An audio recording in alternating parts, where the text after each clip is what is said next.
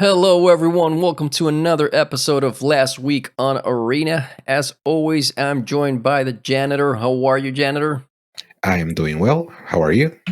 I'm doing pretty good. Pretty excited with all the new spoilers from Ikoria. What do you think so far? What do you think of this new set? Is it gonna change things up? This is, I believe, in my experience, arguably the strongest power level so far in Magic that I've seen. Since 2003.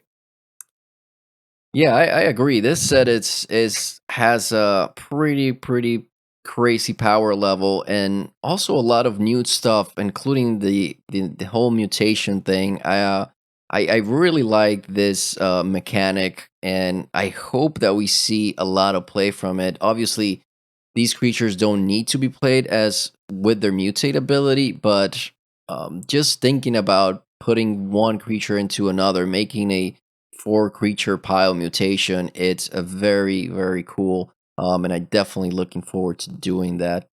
Okay, all right. So today we are gonna do just everything that happened last week is mostly spoilers. Everybody is looking for the new spoilers, is looking for the new cards. It's just waiting for the set to be released. Actually, by the time you see this video, all the Ikoria spoilers will be out. I believe there is an article already in the Magic the Gathering article archive website. We're going to leave the links below on the description so you guys can go and look at all the cards from Ikoria Lair of Behemoth. But today we have 10 cards. These are our top picks. The janitor chose 5 cards that he likes a lot, and I did the same. And we're going to talk about these 10 cards, and we hopefully you guys can leave us a comment and let us know what you think. What are the 5 cards that you guys like the best from the set, and what ideas you have for these new cards, and what type of deck list or strategies you're going to build. So, what do you say if we move forward and talk about these cards, janitor? Let's do this. Let's do this. All right. All right. So, starting up, we have your one of your companion picks, Sirda the Dawn Waker, 3 mana, 3/3 in the what is it? The Boros colors. Yeah. Talk to me about this card. Why do you like this card? Okay.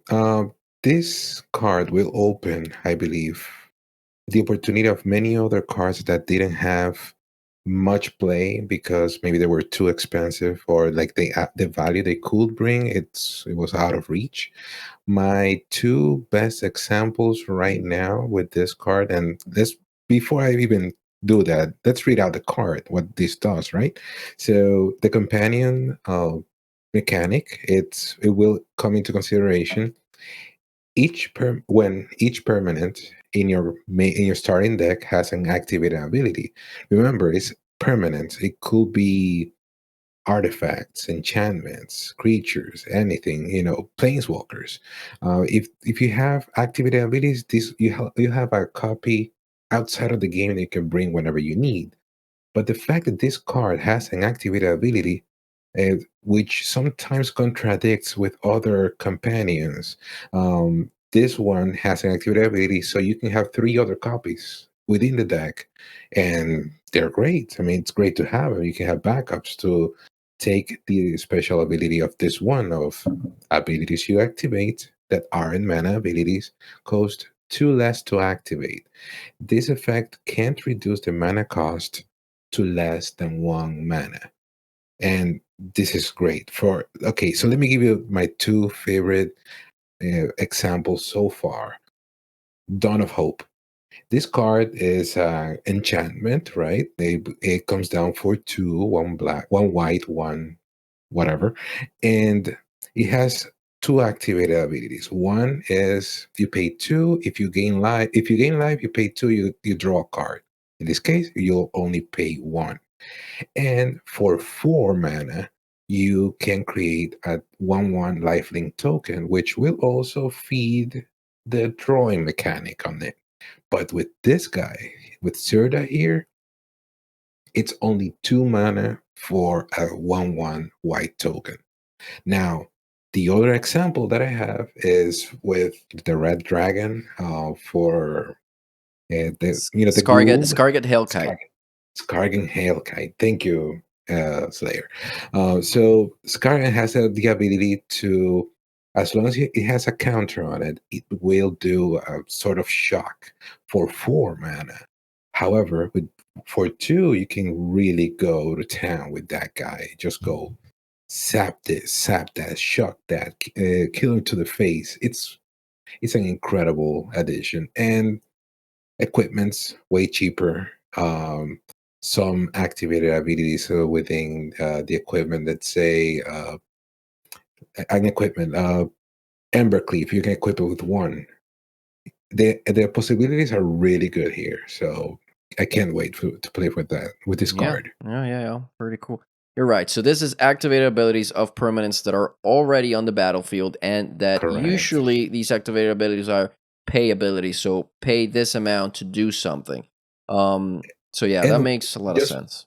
and one little extra thing that this is on the Boros color, but it's not exclusive because it is a combined red white. So you can go Gruul, you can go Azorius, you can go Boros, and or you can go mono white or mono red. Yeah. It, Any so this any this list that has either red or white, you can play this card.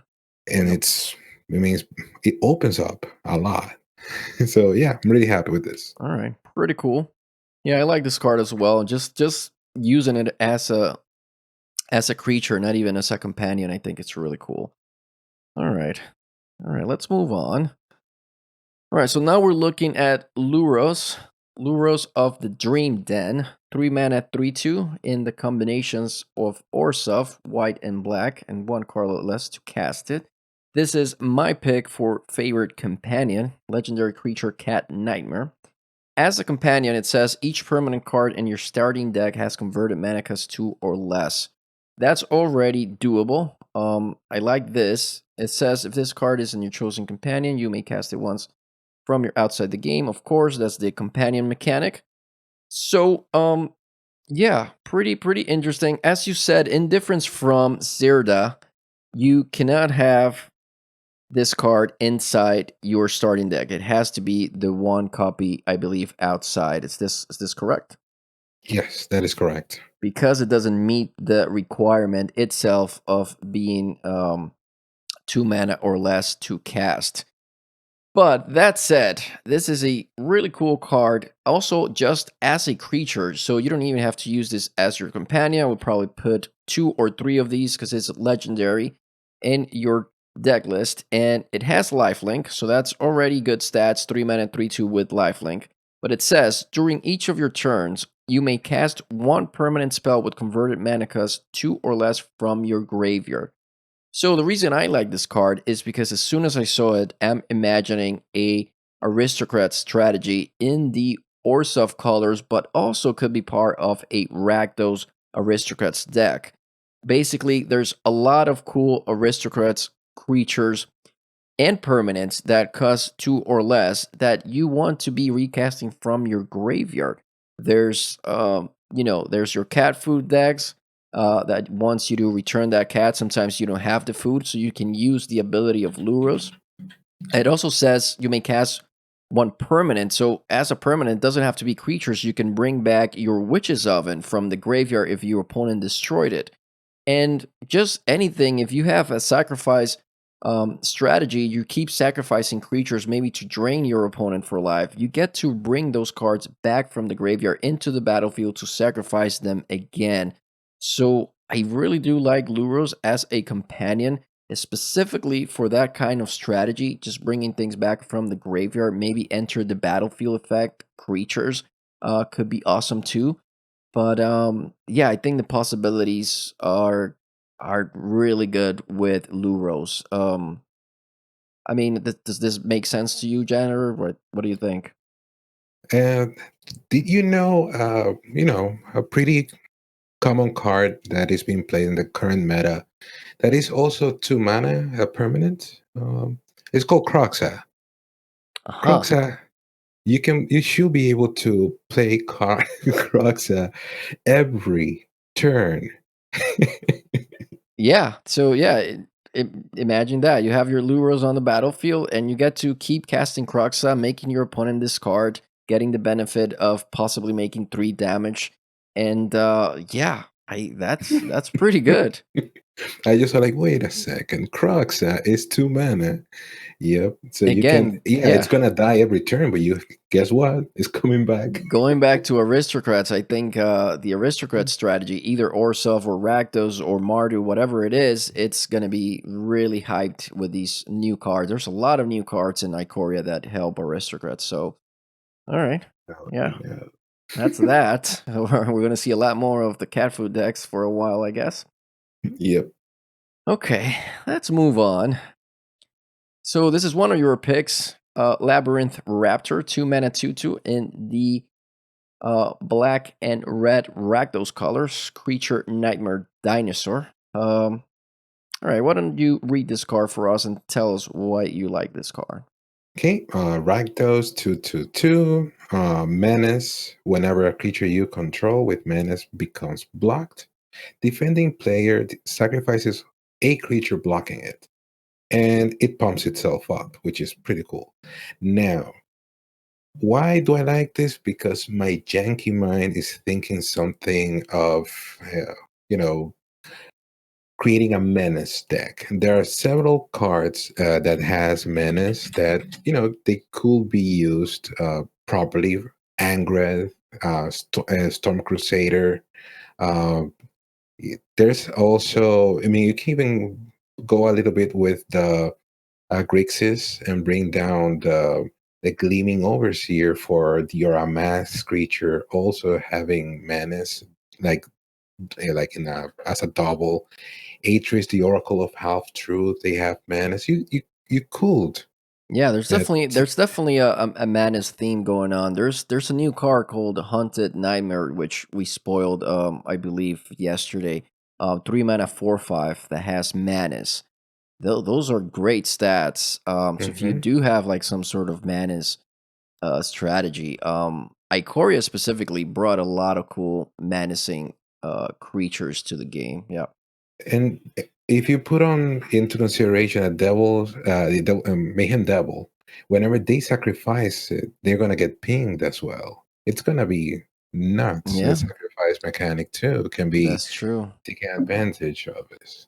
It's crazy. All right, let me show you my pick. I picked Skycat Sovereign as my regular creature. It's an elemental cat, 2 mana 1/1 in the Saurius colors, one white, one blue.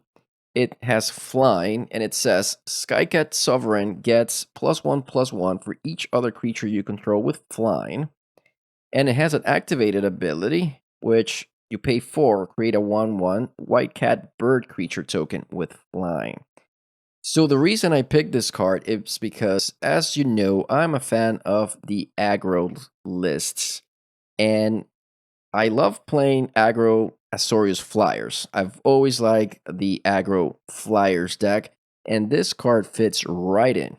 2 mana for a 1/1. It's gonna get +1/+1 for each other creature. So you're gonna have maybe 2, 3 flying small aggro creatures already pumping Skycat Sovereign. And if for any reason you lose your board to a board wipe, you get to start creating 1/1 flyers with Skycat itself, and you get to keep attacking. Now, I don't know if this card is going to be that strong, meaning that Azorius Flyers is not one of the top decks in the meta, but it's still really fun, and it kind of fits in the tier 3, tier 2 um, list at the moment. So I don't know, maybe adding this plus a couple more cards makes it a real contender. I like this cat. What anything you want to add here, janitor? Yes, yes. The companion Sirga will also apply, the activity ability discount cost to create a 1/1 white cat bird creature. And if that's the case, uh, casting what is the name of the legendary angel that you can pay only 4 flyers and you can pay just that to Safara to you tap 4 Sephara. flyers, yeah. Yeah, I mean it's far more doable if you do have Sirda on the ground as well, Yeah, right? it's definitely an activated ability that takes advantage of Sirda, and you could definitely play Sirda in this deck because you have white mana, so you get to play your Sirda with the combination of just white colors. So, yeah, I see what you're saying. I could definitely see that happening. Hmm, it's a possibility. Okay, all right, awesome. Let's move on. All right, now we're looking at an enchantment you pick, Primal Empathy. It's a 3 mana enchantment in the Simic colors. Talk to me about this. Why do you like this card? Okay. Again, when we mentioned this card in last week on Arena, I told you that I have a love hate relationship with it, and it stands because Simic is a very it's a powerhouse of a guild right now, and this card will only make it stronger. But you do know that I have this love for Hydras that, one day I will make them work, and I know this is going to be part of it. Um, if you have the highest power, you'll draw a card. If not, you'll get more power. This card has almost no drawback. It does have the small drawback of what if you don't have a creature card in your field at that time, then it's a lost cause. But the whole concept of this card, it's very pretty. Let's put it that way. I like it. Yeah, I think it could be cool. I don't know if it's gonna fit in at any time in the current uh meta. Otherwise, just because by the first of all, you need to have I could see this if it would be in the Gruul colors, it would be amazing because obviously there's a lot of creatures in the Gruul deck that have 4 mana already, so you get to start getting the effect like Bone Crusher Giant comes down on turn 3 and it has 4 power, so you get the effect right away of drawing that extra card. There is actually the picture that we're looking at on the screen. Let me see if we can quickly see that on the screen. Um, all right, so we can see it a little bit there. The picture in the background, that's actually Gem Razor, I believe, or Gem Razor. It's a new 4 mana 4/4. It's coming out with Ikoria, but it does have mutate for 3. And so you could mutate on turn 3 into another creature to get that 4/4 that you need to make the enchantment work right away. So that could be, a way to start getting those options. Because the problem with the Hydras is that a lot of times also, you get them later on in the game. So the issue right now with the meta is like, what are you doing by your turn 3 that's going to affect the game? Like, I feel like a lot of times when I'm playing, um, whatever happens on turn 3 kind of makes the game, decides the game, decides who's going to win, who makes the better turn 3 play. So I guess we'll have to see, but I definitely like the janky options of this card, and I get why you like it. Um, Exactly. yeah. So yeah, cool. I can't wait to see what sort of list you come up. Yep, Awesome. you'll definitely see him through. All right. Okay, moving on. I picked an enchantment as well. In this case, Song of Creation, 4 mana enchantment in the Teamer colors. It says you may play an additional land on each of your turns. Whenever you cast a spell, draw 2 cards. And at the beginning of your end step, discard your hand. So when I first read this card, I immediately went to at the beginning of your end step, discard your hand, and I was like, that's not great.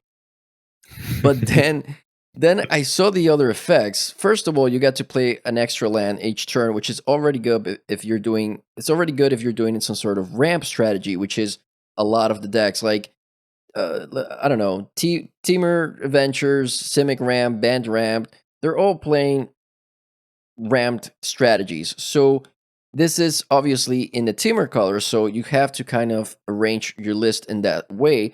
There's also a new list going around, which I don't know if you've seen, Janner. It's like Teamer Flash, sort of, where you have Nightpack Ambusher, you have Bone Crusher Giant, but you also have Wilderness Reclamation. It's a very weird reclamation Teamer style deck, but with flash creatures and such.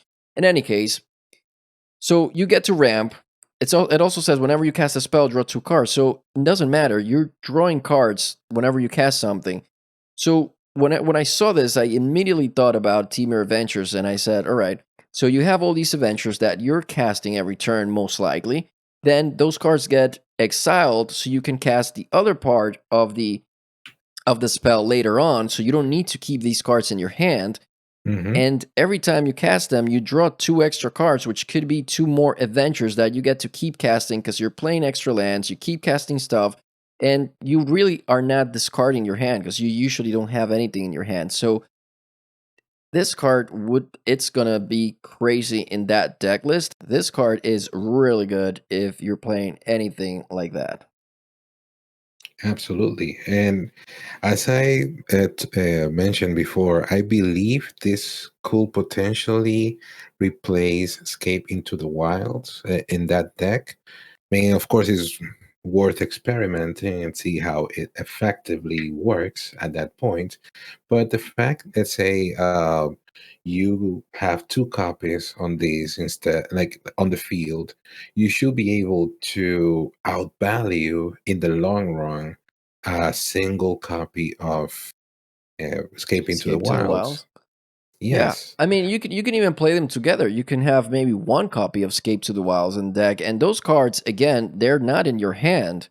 They hmm, are exiled for you to cast them later on. So Song of Creation doesn't really care, and Escape to the Wilds doesn't care about Song of Creation. They could just work together, you know. So it's possible. Yes, this having this is a little better because you get to put it on the battlefield earlier on, but at the same time, I think a mix of them might be the way to go. But we'll see. I just think this card could we could see it some teamer deck list breaking the meta with this card. It has potential for sure. absolutely. Okay, all right, let's move on. Now we're looking at some artifacts. What do we have here, Jenner? Why did you pick this card? Okay, the Crystalline Giant 333. The numbers are not great. I mean, it does fit in any kind of deck at any time, because of being an artifact creature or colorless. But I do have a Jeskai Giant deck that it's extremely janky, and I cannot wait to add this bad boy on it. Uh, the main objective for that deck is to have Realm Cloak Realm Giant. Cluck Giant. Okay, yeah. Yep. Exactly. So let's say hypothetically speaking, you have 3 or 4 giants on the like on your field. You just go Realm Clone Giant is a one-sided board swipe, and having this guy here, which could be Fly, First Strike, Death Touch, Hexproof, Lifelink, Menace, Reach, Trample, Vigilance, and a 4/4. It's pretty damn nice. It's such a nice card, I think, personally. Yeah, I think this could be definitely added to any deck. It just um gives you options either way. So it could be like an extra addition. It could even exist in any cyber just as an extra um attacker sort of finisher type thing. This could work really well with a card that I'm going to show you next as well. Yeah, I've said it before. I think we talked about this card, or I did in the spoiler videos, and this is a card that I think could be really cool in any sort of deck. Yep. All right, so let's move on. So I was mentioning, and this is the artifact I was talking about. This is my pick here for artifacts, I guess, in a sense. The Ozolith, 1 mana legendary artifact. It says whenever a creature you control leaves the battlefield, if it had counters on it, put those counters on the Ozolith. At the beginning of combat on your turn, if the Ozolith has counters on it, you may move all the counters from the Ozolith onto target creature. So this is also where it could be insane if you do have Crystalline Giant, just because Hmm. each beginning of combat, Crystalline Giant gets a different counter on it. And if you have the Osolith on the battlefield, again, and this could work for anything, if you're playing a deck that the strategy is all about these new keyword counters specifically, it could be +1/+1 counters as well, of course. But if you're also doing something with keyword counters where all your creatures usually have one or another counter on them, if they die, you put everything on the Ozolith. Then next turn, you get to just move all these cool counters, maybe flying, flying first strike, hexproof, death touch on into this one big creature potentially, and just win the game next turn. So I think this is a card similar to maybe Annex, if I can think of it. Like you play Annex and your opponent is just like, oh, what am I gonna do? Like I need to exile it, or that's it, because if Annex dies, it just creates a bunch of tokens, etc. So you're always kind of afraid of this card. And I think the Ozolith, it's going to be the same. Where if you're playing a counter, keyword counter or counter strategy, and you have the Ozolith, your opponent has to be a bit afraid of this card and all these counters coming back into a new creature, maybe with haste next turn. So, yeah, I like this card. Well, now that I'm seeing this card and as you're explaining it, this card will also fit pretty nicely on the Hydra deck Oh yeah, because yeah, yeah, let's put it this way: you will get a 7/7 Hydra and it dies because they do die a lot. yep, When they then all those counters are gonna come back for the next Hydra that comes down. It's gonna, instead of being let's say 5/5 is going to be like a 10/10 or 12/12 or whatever, especially if you get the Voracious Hydra, which doubles the count, the amount of counters. Yeah, it's going to be great. yeah. This card is cool, and I hope to see a lot of play of it. Okay. So I think lastly, we're going to talk about our favorite Apex cards. You chose Broco's Apex of Forever, 5 mana 6/6 in the Soul Tide colors. Why do you like Broco's? Talk to me. Mainly because you can mutate this from the graveyard. Even if you do like lose it for X or Y reason, you can always cast it on top of somebody else's. Now, again, I know I'm being in the risk of being, repetitive. Imagine this on a Hydra, Of like course, of course. What else were you would say? Repetitive. Hydras, sure. yeah. But listen. If you mutate this and put this on top of a Hydra, it's going to have a base value of 6/6 trample and whatever amount of counters +1/+1 is going to have. So it's not a bad deal, I think. Of course Let's not. say Yeah. it's just going to be another extra 6/6 trample. That's it. Yeah. It's just an addition. Yeah, no, Brokos is great. Yeah, just the fact that you can just keep mutating it from the graveyard. It's just one other card that your opponent needs to exile, or it's gonna keep coming back. Adds a six Mhm. six, keeps mutating. For 4 mana, by the way, it's just a 4 mana mutation, so it keeps coming just for Five. It's four. a 5 mana. Is it five?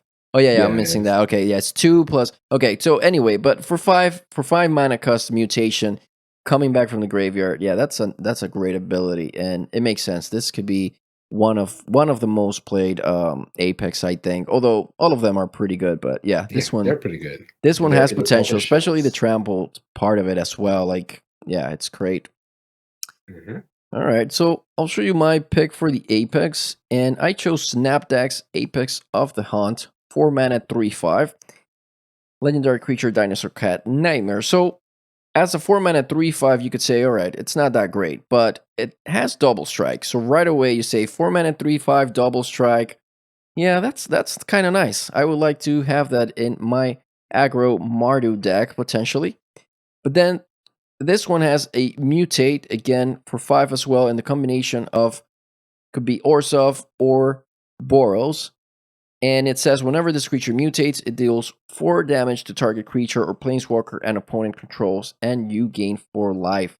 So me being thinking again about my aggro list, I would like to add this card. You just get to mutate into something, get a blocker out of the battlefield or a planeswalker that's bothering you, and you also gain 4 life in the mix, plus adding a double striker to that pile of mutation. I think, yeah, I think this could fit really well in some sort of aggro strategy. Just maybe turn 4 you attach this to Annex, and this is your version of Embercleave, like an extra Embercleave you can have in the deck. That could be awesome. Hmm. Yep, yep, and also the murderous rider. This and since it's not a human, it's a zombie knight. You can also bring it over with that guy. Yep, you can definitely make a mutation with this, make a double striking lifelink Murderous Rider. That could be good.